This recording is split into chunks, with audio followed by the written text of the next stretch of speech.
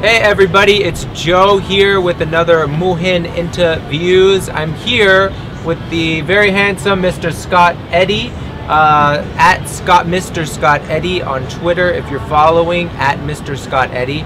So, Scott, you're an entrepreneur, you're a business travel blogger. What is it you do? Can you introduce yourself, please? Well, you know, a lot of people think that I'm a travel blogger or something like that because the majority of my tweets are about travel. Mm-hmm. But it's a complete misconception.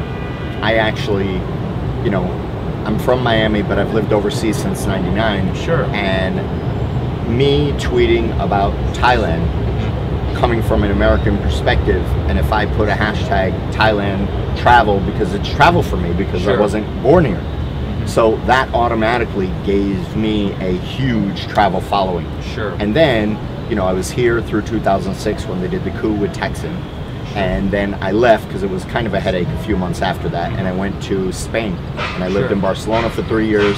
So then you get a lot of tweeting from Spain. Okay. And then I was in Ibiza for a little bit, and Marbella, and London. So, you know, living on 3 different continents, constantly tweeting about, you know, what industry has the commonality of everything, and it's tourism and travel. Okay. So that just happens to be my largest following and my largest, you know, content aggregation. Sure.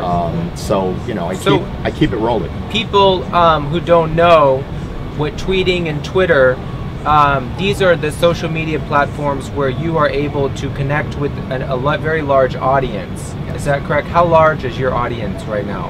I have just over 435,000 followers. Oh my God, wow, that's a lot of people. So you've got this huge audience that knows you from being all over the world, in Spain and Thailand and America.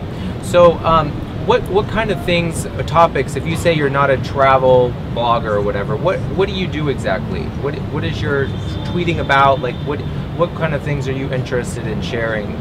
My top 3 topics that I talk about is definitely anything having to do with entrepreneurs and startups, but my main one would be travel and tourism and luxury travel and things like that. Okay. Just because I love connecting with travelers, with travel bloggers, with people that are nomads and wanderlusters or whatever it is, because those people, they have a lot of energy. Mm-hmm. They float from country to country. They travel a lot. Sure. They're connected with people all over the world. The go-getters. And for me, I'm a power connector. I Sure. want to meet as many new people as I possibly can every single Sure. day of the week. Okay, and how do you do that when you when you're meeting new people and you're a power connector? What about old media versus new media? How do you connect with people? What's like an efficient way for you to connect? Old media you can take and throw it in the garbage. Okay. Because it's meaningless. Yeah. Because if your website isn't perfectly viewable on a tablet, on a mobile phone, on Sure. you know, everything like that, you're dead in the water. If you don't have an app in the next 2 years, you're dead in the water. Sure. You know, this is what makes our life easy. Sure. A lot of people think it complicates it, but if you look at it in the grand scheme of things, it actually simplifies your life. You know, so Twitter, I feel, is the most impactful social platform. Mm-hmm. Facebook is great, but it's not immediate. Sure. You know, you find somebody who you're in common with, you send them a friend request, you have to wait, they may or may not accept you, they may or may not have their privacy settings. Sure. You know, on Twitter, 80% of the profiles are open. Sure. So I can see what you tweet about, what you like, how you talk, how you just everything. So I know if we have that commonality right away. So you are the new media, it's instantaneous. People aren't necessarily going to old media, not even the sites. How many people would you say get their news from like a Twitter feed or your feed or something like a Facebook feed versus going to the old media or even their site? Well, it depends on what demographic you're looking at, but take for instance today, about 3 hours ago, I was sitting in a coffee shop and I saw a Bangkok Post newspaper sitting on the counter. It was the first time I picked up a newspaper in a year and a half. Isn't that amazing? A year and a half. So I can promise you in the next 5, 10, 15 years, it's just going to be non-existent. Sure. It's like flushing money down the toilet. Why would you pay for print advertising? Exactly. So, how did you get into this new media, the social media? How did you make this bridge from traditional business into what you're doing now? You know, I've always been a natural networker. You know, for me, you can take every penny that I have in the bank, but you can never take my connections. Sure. It's so much more precious, you know, having these people, never burning bridges like this. And I like meeting people from all over the world. Sure. I like, you know, having contacts in all over the world, which again leads back to the travelers and the tourism industry. Sure. And then, you know, you just never know what could come out of it. You never know what kind of businesses, opportunities, you know, just brainstorming. Things come up all the time. Sure. So, what do you think the future of, you know, it's so hard to predict how the social media is going to evolve, right? Okay, 5-10 years ago, was there a Twitter, was there a Facebook as impactful as it is today? Is there any way you can predict, being in the industry as you are, what do you think the next step is, or what do you think is going to happen? I think that trying to predict what's going to happen in the next 6 months in the digital industry, you have better odds of playing the lottery.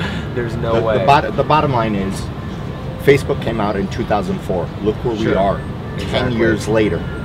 Twitter came out in 2006. Look where we are. It's unbelievable. Sure. They cut the TVs off during the protests here, during the coup in Thailand. And what happens? Everybody gets their news sources online. Sure. And even with the news channels being there, they still get their news there. But now you're having this whole new crowd that doesn't normally get their news there, focusing on social media every single day. So I mean, it's the place you need to be. Sure. That's very interesting that you mentioned that here in Thailand they cut the traditional media off, but the new media was still in place or not? The new media is still in place. Twitter, absolutely. Facebook, absolutely. was all still there. Absolutely. So what do you think that accomplished, and what do you think at cutting off the old media? Do you see that accomplished much here, and by the government cutting off newspaper and TV? I don't think it makes a difference. Yeah. You know, they cut off the old media, if you will, just for an old way of thinking. Yeah. You know, they think if people cannot see CNN and BBC and Bloomberg and things like that, that they're not going to see what's really going on.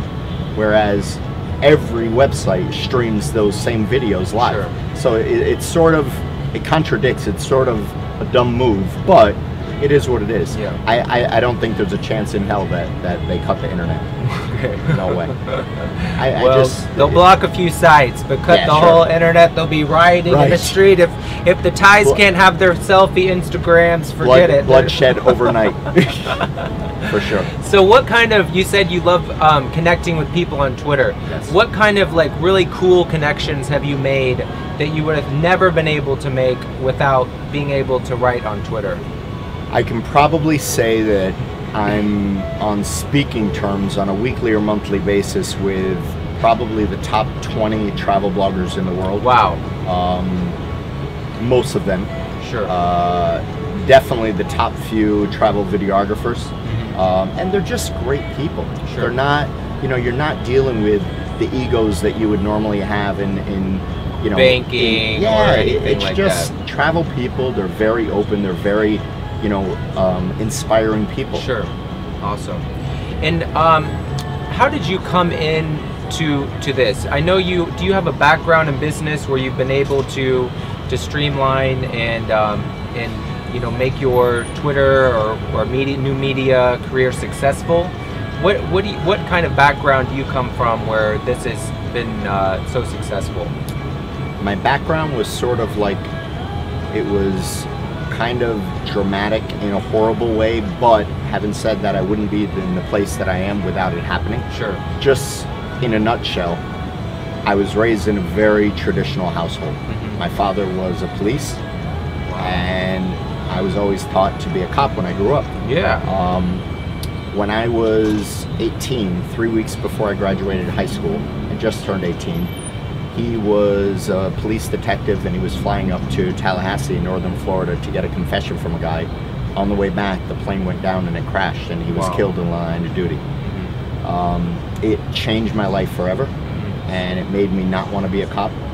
And after a few months, I got a call saying that they're going to open up an investment banking firm, that I should go to the orientation. And long story short, I ended up going, and I was a stockbroker for 10 years. And oh my God, you know, it was a crazy move, and it was the best move that I've ever made, because I was taught how to sell, which is by far the best skill you can have. And I was taught how to network and meet people and make somebody fall in love with you in 30 seconds.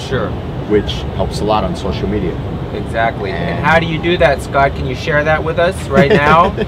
How are we going to fall in love with you right now? Please don't fall in love with me. I'm sure you have enough followers. Out of 435,000, I'm sure if you can do that. Well, anyways, Scott, thank you so much for talking with us today. Sawadee Kap, and thank you very much for sharing us about your, secrets to success and how to make it on Twitter. Thank you very much. All right, Kap.